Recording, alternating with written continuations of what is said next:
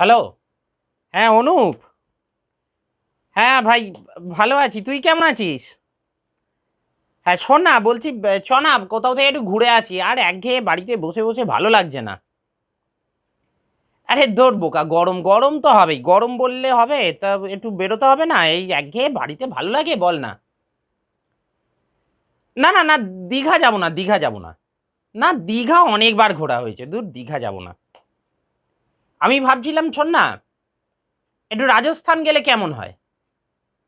আরে আবার সেই গরম, তুই না, আরে দূর, রাজস্থানের থেকে এখন আমাদের এখানে গরম বেশি। রাজস্থানে গেলে তো গরমটা একটু কমবে, ভালোই লাগবে বরং।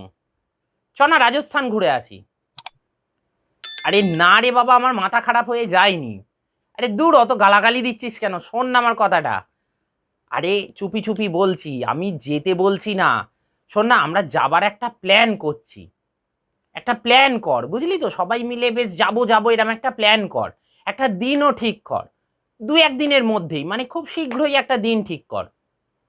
আরে আমরা কোথাও যাব বললেই, একটা প্ল্যান করলেই সেটা ভেস্তে দেওয়ার জন্য বৃষ্টি হয় না? হ্যাঁ, যদি আমরা এখন প্ল্যান করি তাহলে ভগবান ওইটাকে ভেস্তে দেওয়ার জন্য বৃষ্টি দিয়ে দেবে।